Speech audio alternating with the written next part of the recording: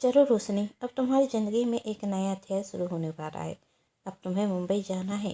रोशनी ने खुद को आईने में देखते हुए कहा और अपना सामान पैक करने रखती। सामान पैक करते वक्त जब रोशनी अपने पापा की फ़ोटो देखती तो कहती, पापा मैंने आपका बहुत दिल दुखाया है, मुझे माफ़ कर दीजिए।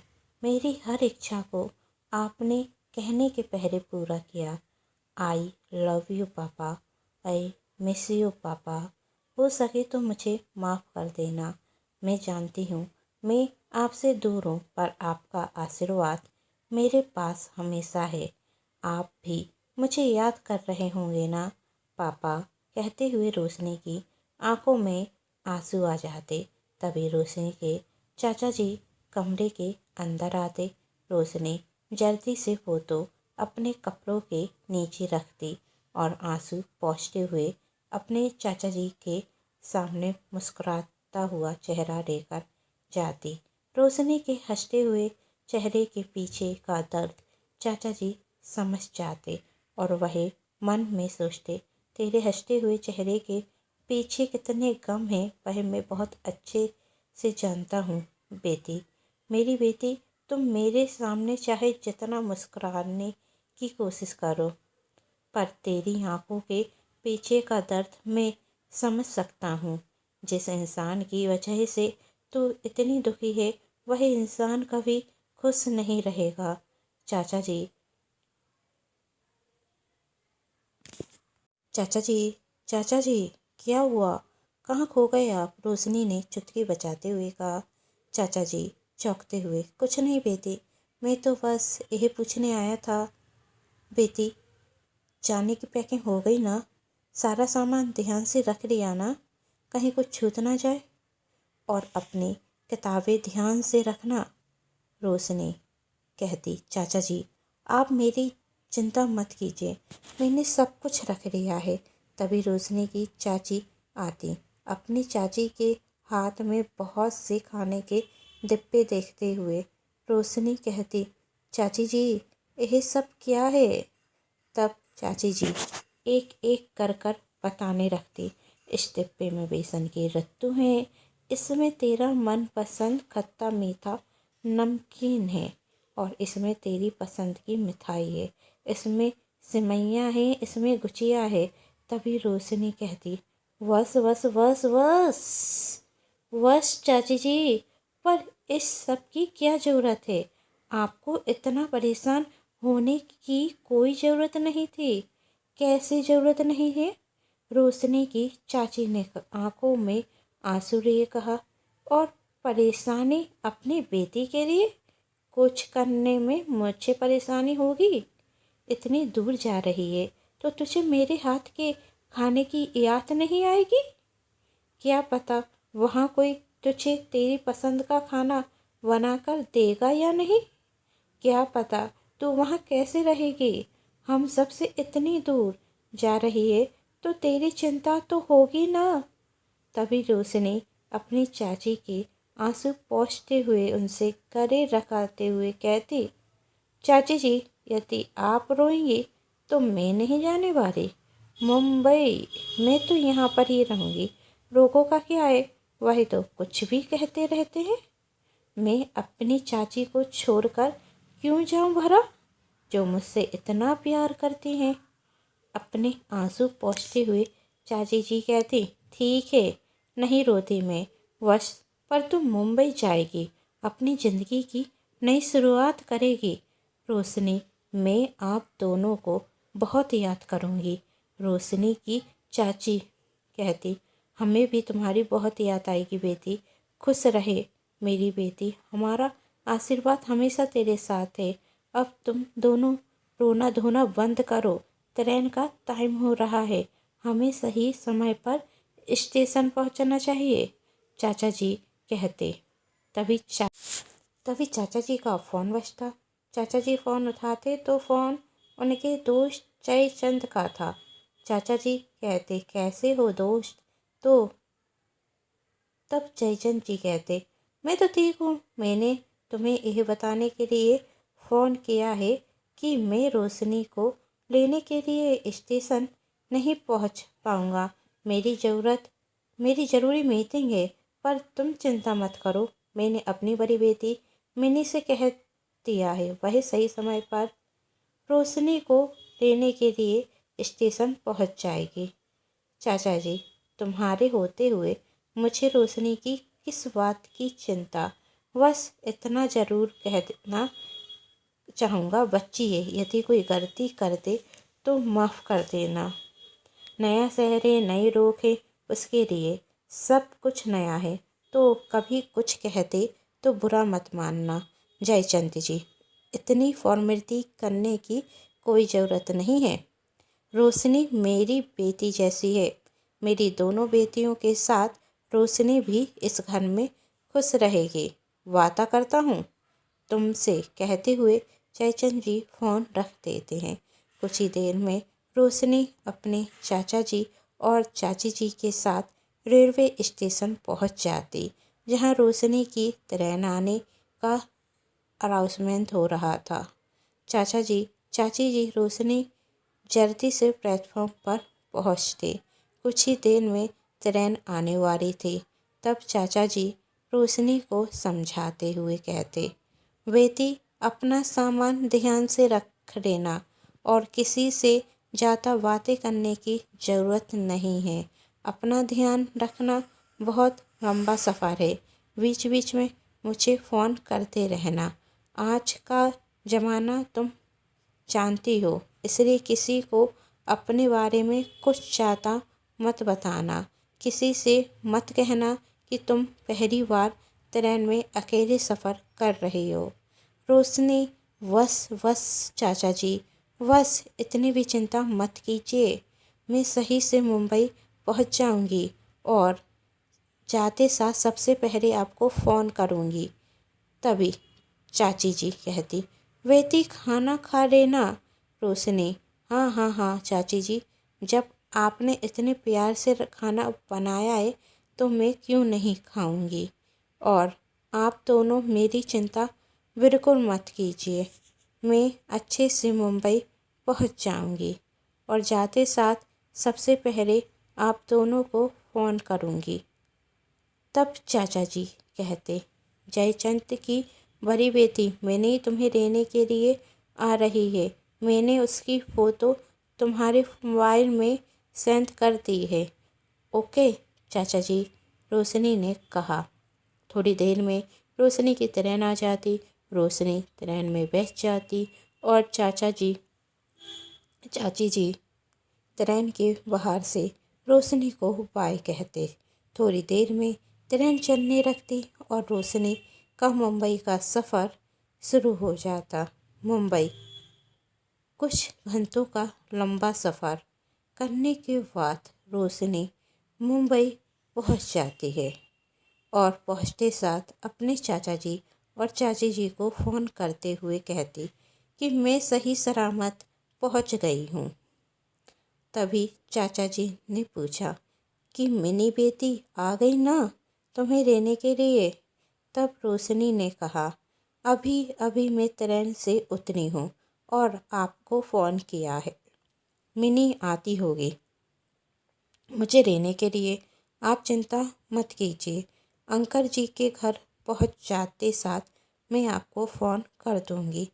ठीक है बेटा, अपना ख्याल रखना, कहते हुए चाचा जी फ़ोन रख देते और रोशनी खुद से कहती, तो यही है मुंबई।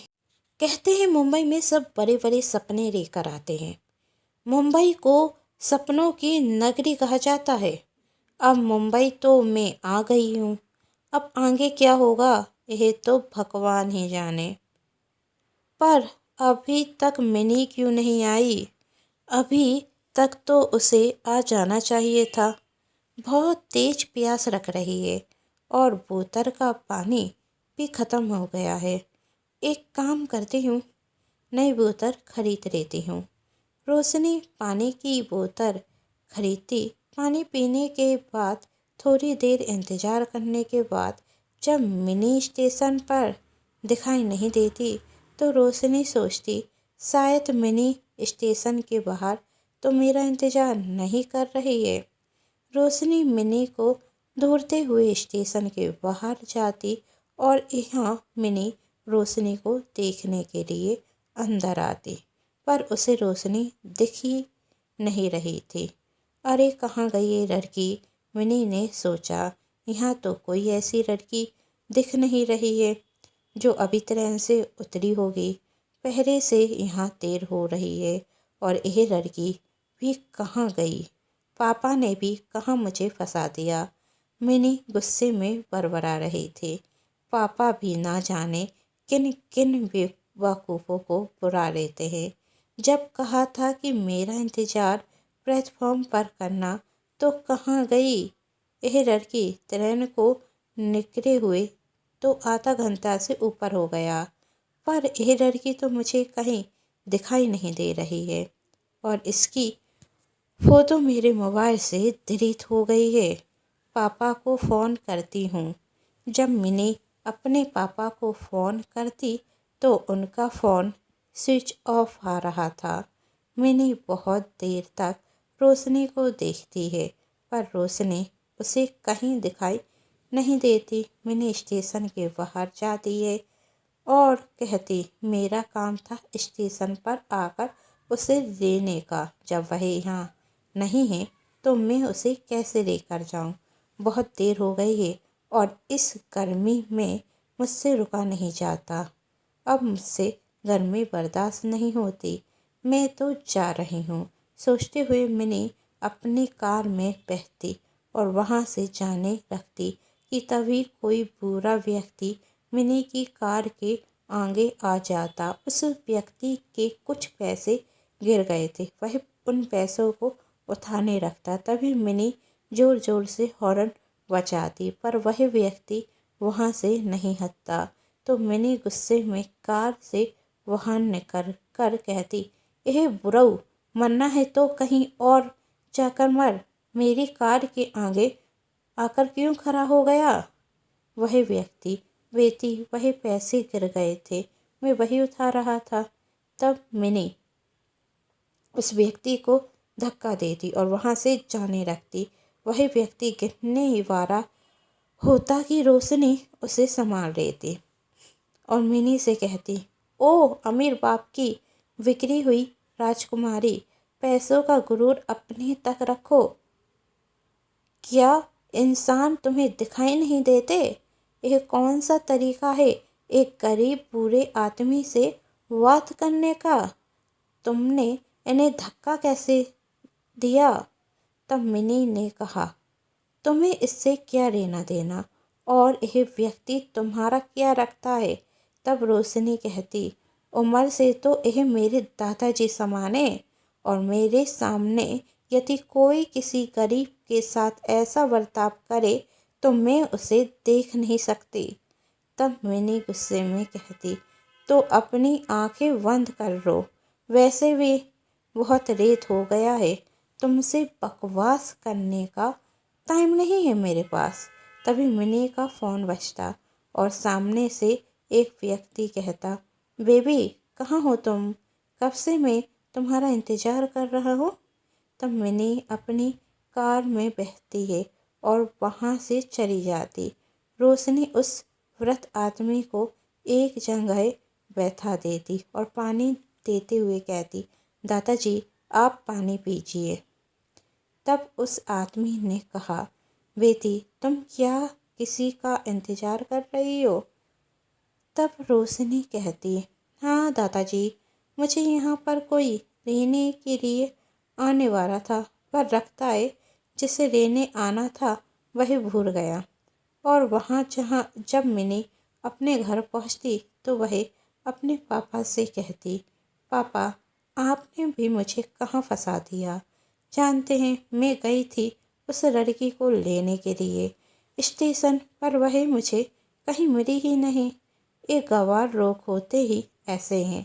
तभी वहाँ रोशनी आती। रोशनी को देखते ही साथ मिनी ने कहा, तुम मेरा पीछा करते करते यहाँ तक आ गई। आखिर चाहती क्या हो तुम। मुझे स्टेशन से जाने की जल्दी थी, इसलिए तुमसे वहाँ कुछ नहीं कहा, पर मेरे घर पर आकर तुमने बहुत बड़ी गलती कर दी और किसने इसे इस घर के अंदर आने दिया? वॉचमैन वॉचमैन चिल्लाते हुए मिनी ने कहा। तभी जयचंद जी कहते हैं, मिनी, यह कौन सा तरीका है घर आए मेहमान से बात करने का, और तुम रोशनी से ऐसे कैसे बात कर रही हो? तब मिनी कहती, पापा आप नहीं जानते। ठहरते हुए कहती, एक सेकंड, क्या क्या बताया आपने? रोशनी? यह है रोशनी जिसे लेने के लिए मैं स्टेशन गई थी। तब रोशनी कहती, हाँ मेरा नाम ही रोशनी है, पर गलती से मेरे चाचा जी ने आपकी फ़ोटो की जगह आपकी छोटी बहन की फ़ोटो मेरे मोबाइल में सेंड कर दी, इसलिए मैं आपको पहचान नहीं पाई थी। और आपके जाने के बाद आपकी छोटी बहन मुझे लेने के लिए स्टेशन आई थी। शायद आपने उसे मैसेज किया था कि मैं आपको वहाँ नहीं मिली, तो आपकी छोटी बहन के साथ मैं घर आ गई। वैसे हमारी पहली मुलाकात तो कुछ खास नहीं थी, पर जो हो गया सो हो गया। अब मैं आपसे दोस्ती का हाथ बढ़ाती हूँ, क्या आप मुझसे दोस्ती करेंगी? हाथ बढ़ाते हुए रोशनी कहती। तभी मिनी अपना हाथ सिर पर फेरते हुए कहती, तुम जैसे छोटे लोगों से मैं दोस्ती नहीं रखती, और वहाँ से चली जाती। जयचंद जी मिनी पर गुस्सा होते। तब रोशनी ने कहा, अंकल जी आप गुस्सा मत होइए, और वैसे भी हम बच्चों की बातों में आप बीच में मत बोलिए। तभी मिनी रोशनी से कहती, दीदी की तरफ से मैं आपसे माफ़ी मांगती हूँ। तब रोशनी ने कहा, मुझे मिनी की किसी भी बात का बुरा नहीं लगा, बस एक बात बताओ, तुम मुझे दोनों सगी बहनें हो, तो तुम दोनों के व्यवहार में इतना अंतर कैसे? तुम्हारी बड़ी बहन तो हमेशा गुस्से में रहती है, और तुम्हारा स्वभाव तो बहुत शांत है। विनी ने कहा, दीदी दिल की बहुत अच्छी हैं, बस उन्हें थोड़ा गुस्सा आता है। तब रोशनी कहती, थोड़ा गुस्सा? यह सुन दोनों हंसने लगते। विनीत अपने फ्रेंड विनीत से मिलने के लिए गई थी। विनीत, क्या हुआ मेरी जान, का मूड ऑफ रख रहा है?